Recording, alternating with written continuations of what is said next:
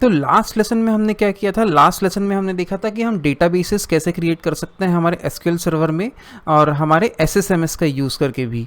आज हम क्या करने वाले हैं, आज हमने जो डेटाबेस हमने लास्ट टाइम क्रिएट किए थे उनको हम देखेंगे कि हम उनको रीनेम कैसे कर सकते हैं। अगेन जैसा हमने क्रिएट किया था उसी तरीके से रीनेम के टाइम पे भी हमारे पास दो ऑप्शंस होते हैं रीनेम करने के, एक तो ग्राफिकल यूजर इंटरफेस का यूज़ करके और दूसरा जो होता है मेरे पास ऑप्शन वो एक होता है एसक्यूएल कमांड चला के।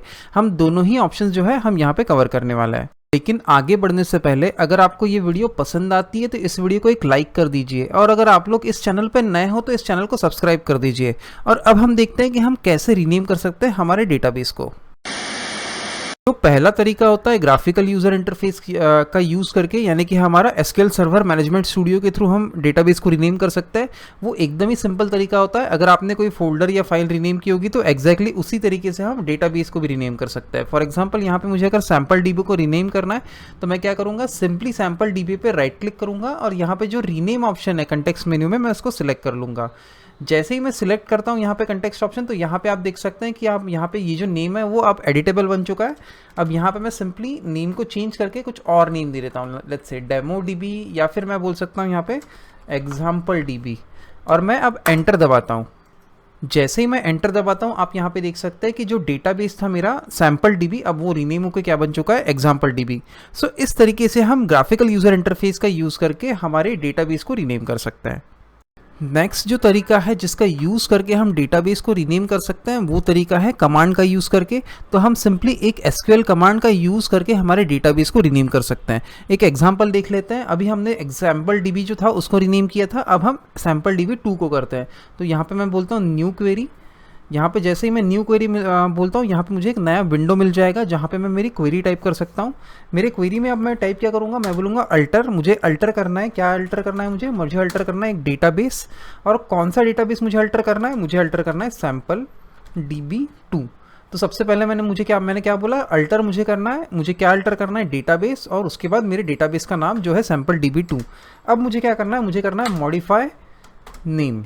मुझे नेम मॉडिफाई करना है यहाँ पे, और मुझे नया नेम क्या देना है यहाँ पे, मुझे नया नेम लेट्स से देना है एग्जाम्पल डीबी 2। तो अब मैंने यहाँ पे आप कमांड देख सकते हैं, क्या कमांड बनी मेरी, अल्टर डेटाबेस। यहाँ पे ये जो अल्टर और डेटाबेस ये कीवर्ड्स है, और उसके बाद मेरे डेटाबेस का नाम क्या है, सैम्पल डीबी 2, और उसके बाद मॉडिफाई नेम इक्वल टू हमारा नया नेम जो अभी हमें देना है जो है एग्जाम्पल डीबी 2। अब मैं क्या करता हूँ, मैं अब इस कमांड को एग्जीक्यूट करता हूँ। जैसे ही मैं इस कमांड को एग्जीक्यूट करता हूं तो आप यहाँ पे देखेंगे the database name example dB has been set.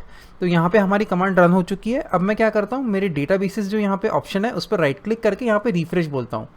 जैसे ही मैं रिफ्रेश बोलता हूँ आप यहाँ पे देख सकते हैं कि अब कमांड का यूज़ करके भी हमने जो सैम्पल डीबी 2 मेरा डेटाबेस था अब उसको हमने क्या बना दिया है, example dB 2।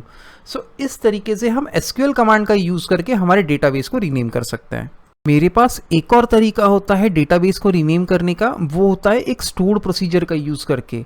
Stored procedure basically क्या होता है, स्टोर्ड प्रोसीजर वैसे ग्रुप होता है एसक्यूएल कमांड्स का जो एक स्पेसिफिक टास्क को परफॉर्म करता है।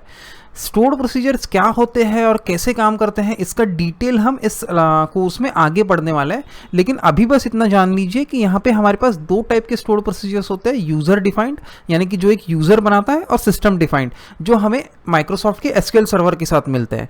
और यहाँ पे हम डेटाबेस को रीनेम करने के लिए एक system defined stored procedure use करने वाले हैं जो हमें माइक्रोसॉफ्ट की तरफ से मिला है। तो अब हम देखते हैं कि हम स्टोर्ड प्रोसीजर का यूज़ करके कैसे एग्जैक्टली डेटाबेस को रीनेम कर सकते हैं।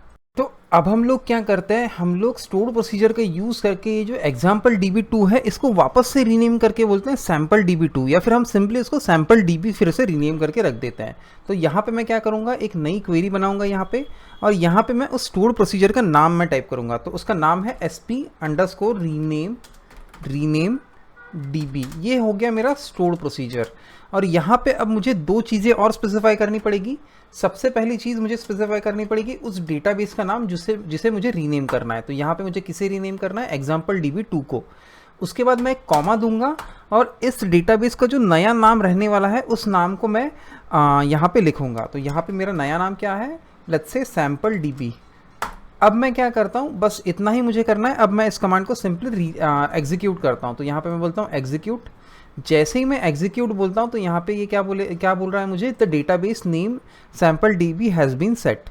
अब मैं क्या करता हूँ, मेरे चेंजेस हुए या नहीं हुए ये देखने के लिए मैं यहाँ पे राइट क्लिक करके फिर से रिफ्रेश बोलता हूँ। जैसे ही मैं रिफ्रेश बोलता हूँ आप यहाँ पे देख सकते हैं कि यहाँ पे जो मेरा एग्जाम्पल db2 था अब वो यहाँ पे क्या बन चुका है, सैम्पल db। सो इस तरीके से हम स्टोर्ड प्रोसीजर्स का भी यूज़ करके हमारे डेटाबेस को रीनेम कर सकते हैं। तो यार ये था हमारा आज का लेसन। अगर आपको वीडियो पसंद आई हो तो इस वीडियो को एक यार लाइक कर दीजिए, और अगर आप लोग इस चैनल पे नए हो तो इस चैनल को सब्सक्राइब कर दीजिए। अब हम मिलते हैं हमारे अगले लेसन में। Thank you.